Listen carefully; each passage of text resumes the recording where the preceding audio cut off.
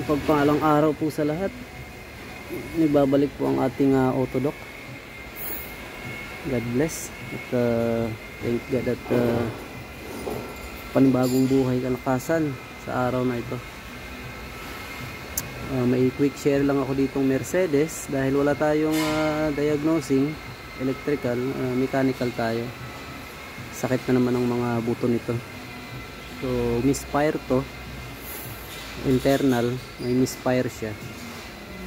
So it's not the electrical, it's not injector, it's not the spark plug.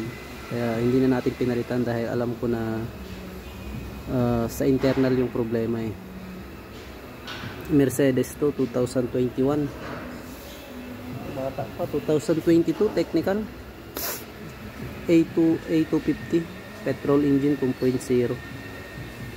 Kaya quick test tayo. Ito tingnan natin tong mga walang tagas, diba? Punuin natin tong isa. Misfire to sa number 1 eh.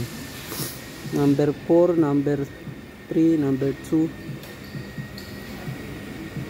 Meron siyang unti. Ito yung number 1, yung worst. So tingnan natin number 1.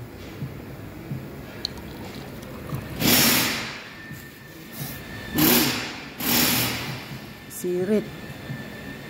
Ay doon nagbumula yung hindi seated yung valve properly o kaya bend. So no choice. Skim natin. Sasayin natin yung valve, palitan natin yung exhaust valve. Dito. Yung the rest number 4 merong unti. Sasayin din natin yan.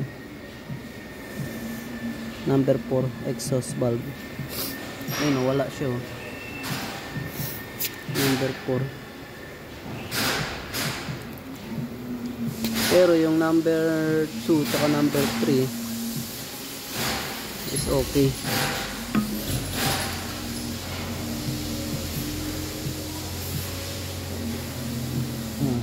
Meron siyang unti. Yan o, number 4. Intermittent misfire nito sa number 4 eh. Pero itong number 1 is worse. Number 2 and number 3 is okay. Pero natin yan lahat. Ayusin na lahat para one time job. Yan. Huwag kayong bibili ng gantong engine. Napaka common ito.